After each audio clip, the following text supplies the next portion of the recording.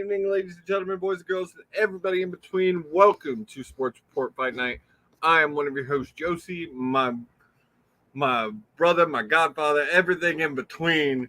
The man, the myth, the legend, Mr. William H.D. Morgan. How you doing, guys? Good to be here Uh, again.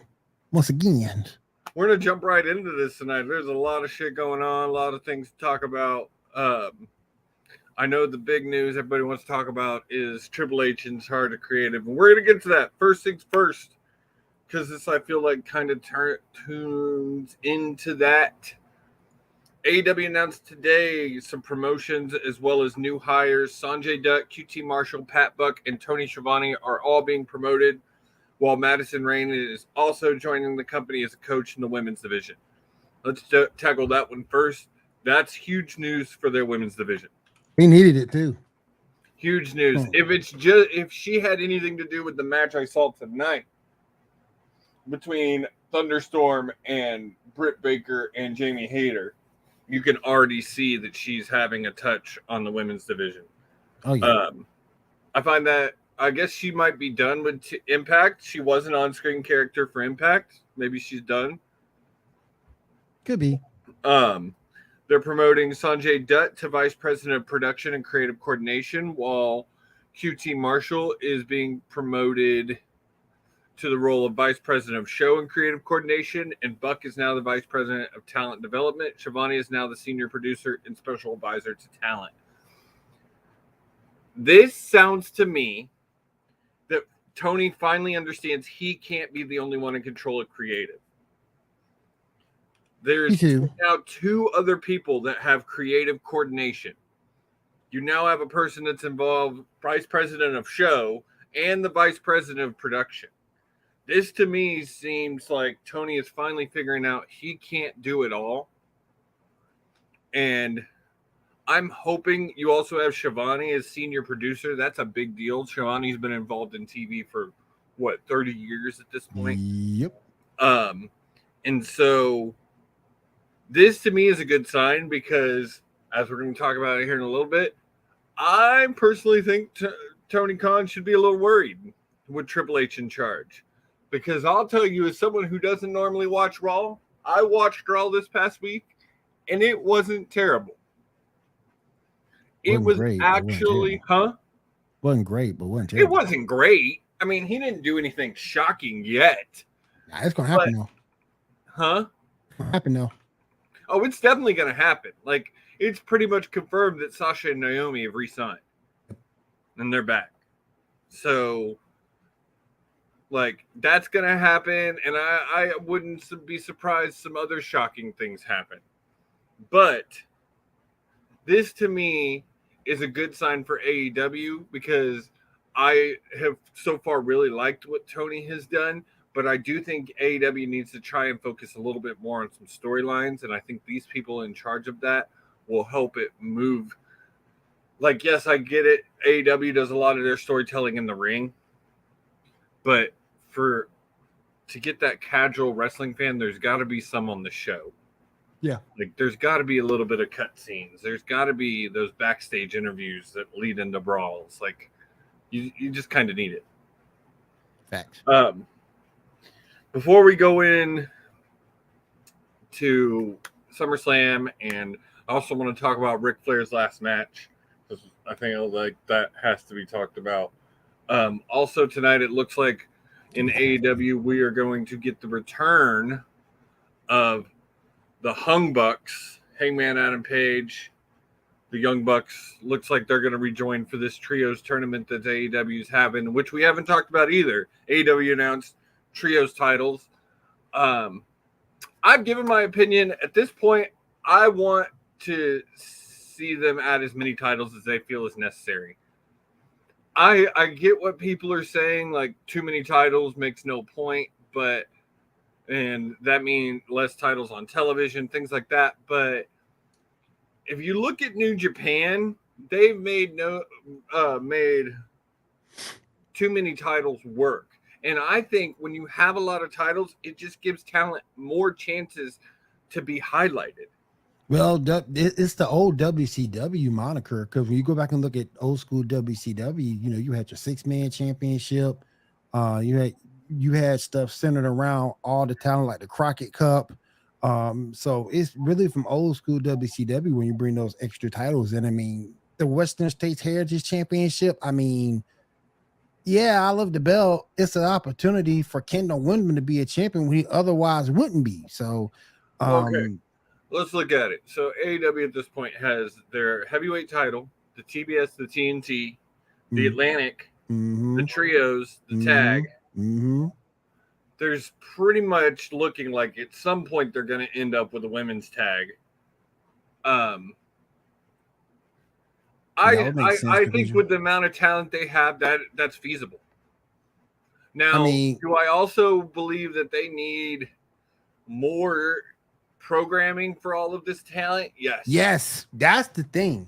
Yes. That's the Well, thing. and there's another rumor going around that they are looking to start a women's show to And you highlight all more women. you also need to start giving women and guys too pushes you normally wouldn't give to compete for these titles. For example, the women's tag, you have to put viable teams together to compete for the women's tag team championship. It just can't be the same thing like WWE used to do back in the day. Oh, we have a women's tag team match, but it's the same two teams going at it. I mean, you can't do that. You have to give some people a shot who wouldn't ordinarily get it. For example, a Layla Gray, you team her up with somebody, and go from there. Make it. Well, You and got to keep it fresh. I fully believe if you haven't seen it, Layla Gray got her first win this I've past week seen it. on Dark. I saw her. She got her first official AEW win. I fully believe she's about to be all elite. Like they're about to sign her. Mm. Um, they got her doing some kind of storyline with Stokely Hathaway, and Mm-hmm. Stokely Hathaway is building some kind of crazy faction in AEW. It looks like he just got all ego Ethan Page in his faction. So I'm interested to see what's going on there. Oh Uh, yeah. and I agree. AEW really needs to figure out a streaming service. That's their best route. Is they need to figure out some way to get a streaming service because then you can have all of these shows and all of these things and give it for $20 a month, and people like me will pay it. Yeah. Also, we What's need to up, talk about KW? How you doing, man? Also, we need to talk about AEW Fight Forever was announced this week. It's gonna be releasing. It looks like at December 31st is the release date. It doesn't look like another WWE 2K. A lot of people that I've seen are referring it to like a SmackDown versus Raw or a WCW um, type, more of an arcade style mixed with wrestling, some mini games thrown in. I could get behind a wrestling game like that personally. I think like 2Ks lately have been a little too difficult to play. Like they get Madden's been hard. sucking. Madden has been terrible. Last Madden sucked. Last Madden was terrible, so Terrible. well, I I mean, dare somebody tell me anything it's different. AEW's first foray into games. It's probably not going to be great, but will I probably play it? Yes. From Um, what I saw from that commercial that I saw, it looked solid. I mean, it doesn't look bad. I've definitely paid the same amount for crappier games. I mean, Brett Baker actually looked like Brett Baker. So I mean, I will say that Kenny Omega looks a little bit more than Kenny Omega actually is. yeah, But I agree. all right, next thing. Flair's last match. Oh, And God. I don't want to just talk about Flair's last match. I want to talk about the whole card because honestly, that card was fucking stacked. Yeah. Like it was stacked. It had WWE talent, AEW talent, MLW talent, Impact talent. Like that card was ridiculous. But I think we have to start with Flair's last match. First off, he came out with Big Gold, which I found funny in the fact that you could tell he struggled to get it off. if you watched his walk in, he struggled to get the belt from around. Yeah, the rumor going into it, he was drunk. He was drunk the day. Guess he got drunk the day before. Yeah, and supposedly he went out with Kid Rock that night. But final match was Ric Flair and Andrade El Idolo versus Jay Lethal and Jeff Jarrett. If there was one thing that should come out of this match, is Jarrett deserves a final fucking run in WWE. That man looked great. Jeff Jarrett looked fucking phenomenal. He always takes care of himself. He's always been that way. What else? Flair's last match featured countless cameos from pro wrestlers. Jerry the King Lawler cameoed Cody Rhodes, Jerry Jarrett, The Undertaker, Mick Foley, Michelle McCool, Sting, and Diamond Dallas Page. Diamond Dallas Page cut a diamond cutter on Zack Ryder, Matt Cardona. That was hilarious. All right, so the card, you had the Motor City Machine Guns defeat the Wolves. Great Impact throwback match. I mean, two great Impact tag teams. Killer Cross squashed Davey Boy Smith Jr. And that has anybody seen Killer Cross since he got let go? Motherfucker has put on some fucking bulk. He's looking fucking wide and thick. Like, Cross always to me was a strong dude, but he had a very thin frame. He doesn't have that anymore. He's like, whoa. He looks like Jonathan Gresham, but not 5 foot. Not 5 foot. Oh, and by the way, he was in the news too. I figured out my issue with Jonathan Gresham. It's not his size. He's boring. Oh, okay. I agree with that. He's boring. It's not his size. He's got no charisma. He has nothing that draws me in. Like, even when he turned heel, like, I was like, eh. Like, it just, nothing about him draws me in. Yeah, I agree with you on that. He's not very personable. Speaking of him, you had Jonathan Gresham versus Alan Angels versus Takeshita versus Nick Wayne. Jonathan Gresham got this win. I don't know if this was his last match or whatever, but the Four Horsemen, Brian Pillman Jr. and Brock Anderson, defeated the Rock and Roll Express. Ray Phoenix defeated Bandito, Laredo Kid, Black Taurus. Josh Alexander defeated Jacob Fatu. This was actually by disqualification. Matt Cardona and Brian Myers and Smart Mark Sterling got involved. I think this is going to end up being a Impact storyline, probably. Give me 1 second. Von Erich defeated the Briscoes. I have not been able to find clips of this match, but something tells me this was probably a great tag team match. I didn't see it, to be honest with you. I didn't see it either. I haven't seen really any clips of any of the matches leading up. Jordan Grace, your girl, defeated Gianna Perrazzo and Rachel Ellering for the Impact World title. Women's Championship, and then Ric Flair and Andrade defeated Jay Lethal and Jeff Jarrett. We all know Rick should have retired in 2008, but we all know why he didn't too, and why he ended up going back to Impact. I think this was him just wanting to go out on his own terms, and it was really cool to see this type of event. I mean, Jim Crockett Promotions put it on. Like, that's crazy. It was an interesting event to end StarCast SummerSlam weekend. Like, it was fun. So, and like I said, you got a lot of good matches on this card. Some great matches on this card. All right. SummerSlam. Will, first thoughts. What did you think of SummerSlam? Will? Where'd it go? I'm sitting here talking to myself. I don't even know it. All right.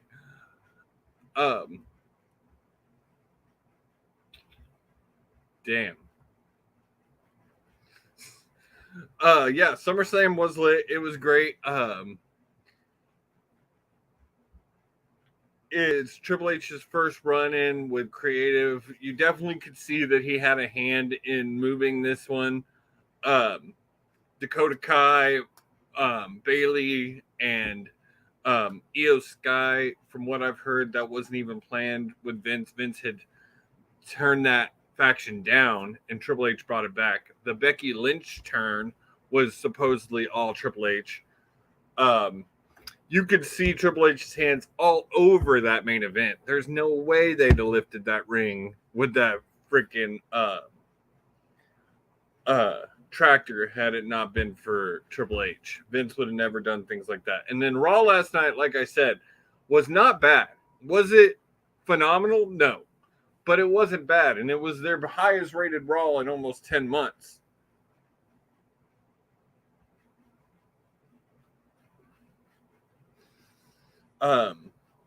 So, I mean, you can definitely see Triple H turn in some things, and nothing, like I said, nothing shocking has happened yet.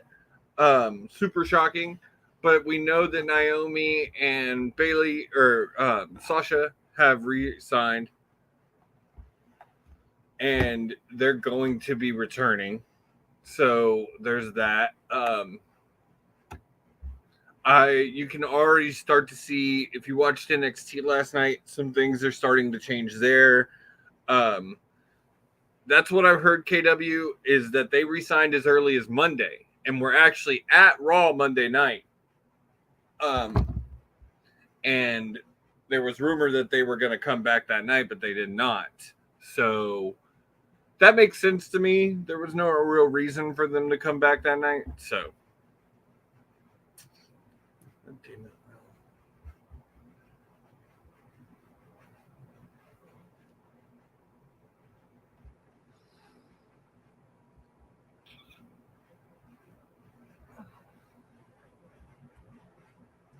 they might be back next Monday. I mean,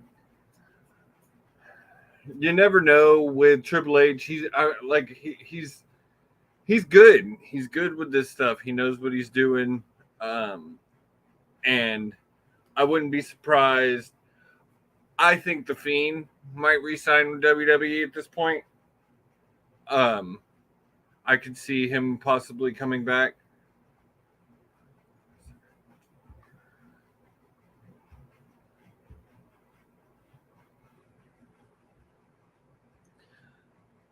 Bray is kind of I read an article recently of why Bray is kind of a WWE guy and how his character really just fits with WWE.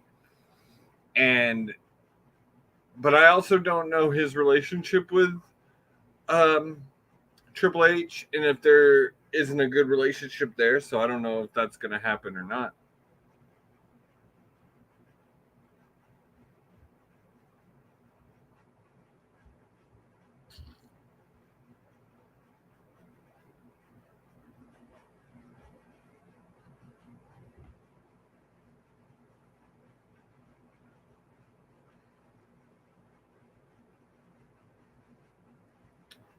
Finally, jeez.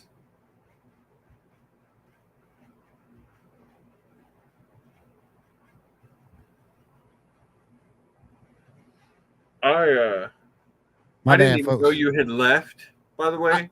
I was off screen. I was off screen. I didn't see the private chat. Oh, I was off screen reading Ric Flair shit. But my bad. I got a lot going on in Senpai HQ.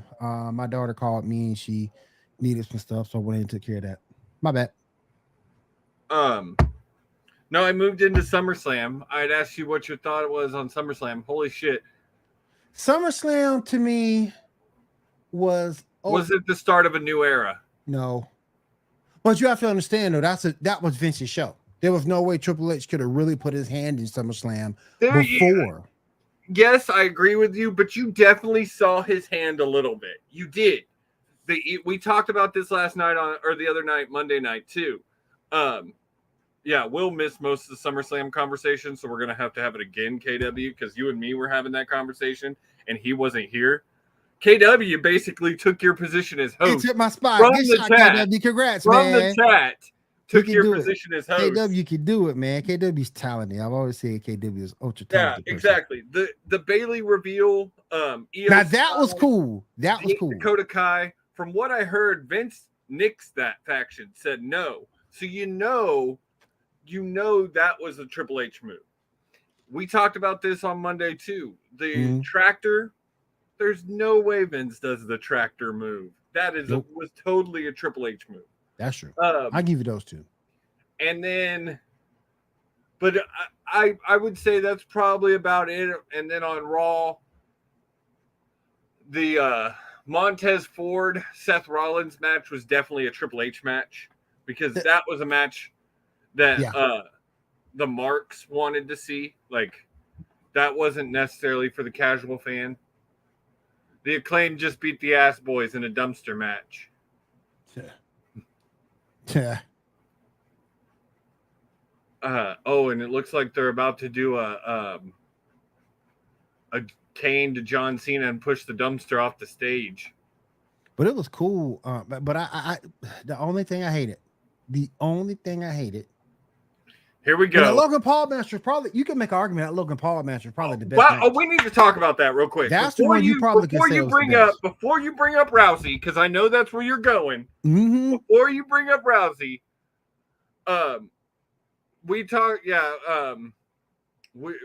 Will heard the news about Sasha and Naomi. It's not confirmed, but the rumor is that they've re-signed. Oh yeah. And so,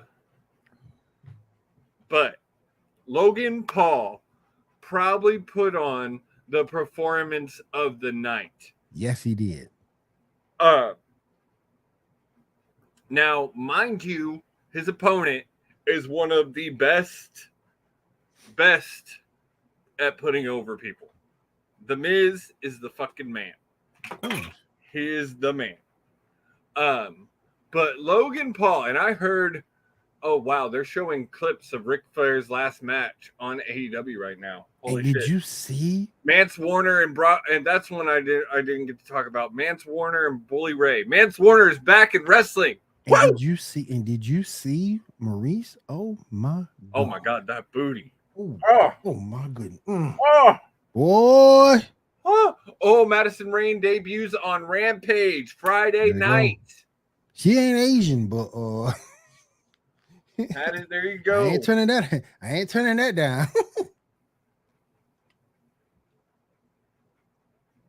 But no, that was probably the best match of the night for SummerSlam. But my thing is, when you go back to your quote unquote women's main event, and granted too, hang on. First off, there was something more. So I actually heard Triple H say, as far as like an athlete, he said there's not even a handful of guys he's seen pick this up as fast as Logan has. Like I gotta say, like honestly, Logan Paul is better than Dominic Mysterio in the ring. Like the motherfucker could be a full-time wrestler and probably be holding a major championship in 6 months. He's talented. He's super talented, which pains me to say because I hate the part-time celebrity bullshit, but he's good. I ain't gonna say major, maybe a minor. If he was full-time, not a part-time, if he was full-time, he could hold a major title. Okay, you give him mid-card, U.S. Well, I mean, some of that ilk. But if he's full-time, you're gonna put the you gonna put the world title on him. Man, dude, with the followers that motherfucker has, WWE will put the world title on him. No. They will put the world title on him. It will happen. And I agree with this, KW. I kept expecting it to happen this weekend, honestly. Like, I thought he was going to turn on him during the Judgment Day match at SummerSlam. We did get Edge's return in that. Yep. I mean, Edge is Edge. He's vowed to destroy the Judgment Day. Edge is always cool when he's back. Edge being Edge, exactly. Yeah, Edge being Edge. Like that's all that really can be said about that. All right, Will, go ahead on your Ronda Rousey shit. Okay, here we go. Here we go. First of all, the end of that match was stupid. Second, Ronda got robbed. Liv tapped. She tapped. She was tapping like She tapped that too. She tapped it she was too. tapping. But Will, what other way is Robbed. Liv winning that match? What Robbed. other way is Liv winning that match? Man, look, the way you won it, the way she won it was suspect. I'm not Listen, saying it You, isn't. if she was gonna beat Ronda, you should have gave her a decisive victory over Ronda. It should have been decisive. There's no way she decisively beats Ronda Rousey. There's no way. You put the belt on her. You put the belt on her to do it. Because we're at this point right now with Liv. Okay, you are no longer the hunter. You are. It was definitely planned, KW. It was definitely planned. Yeah, definitely that. But what I'm telling Will is I don't see if there is another way that Liv can go over other than this. Listen, it had to be this. The baby steps for Liv are over. She's the champion now. The baby steps are over. You got to take the kid gloves off of her. No, let her do her thing. I disagree because I think she's a temporary champion.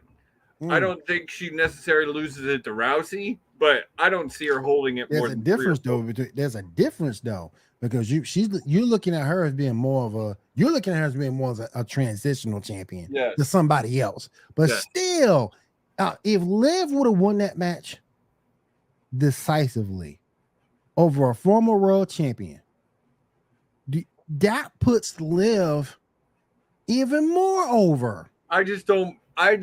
My issue there is I don't feel there is a way that Liv Morgan, her size, decisively beats Ronda Rousey without this. Like, this is the only way. I figured it was going to be something like this. Then what's going to end up happening? Next pay-per-view when they go at it again, and we'll go again because right now you're building a storyline between those two. Oh yeah, definitely. There'll be another match at least. I think that when that second match happens, Ronda takes it, and then when Ronda takes it, she goes up against Bailey.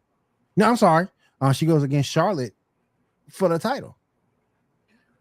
Oh, I'm so tired of seeing Charlotte. I'm tired of Charlotte too, but with Bailey going after Bianca, it's got to be Charlotte versus Rousey.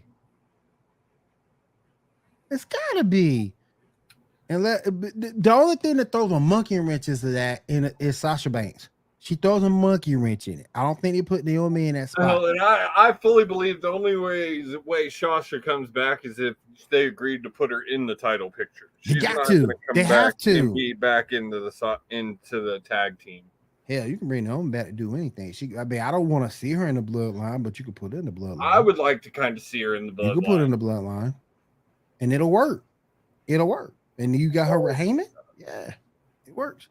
Well, that was really all I had to talk about. And Will's got another show to do tonight, so we're probably going to dip Free Ronda, damn it.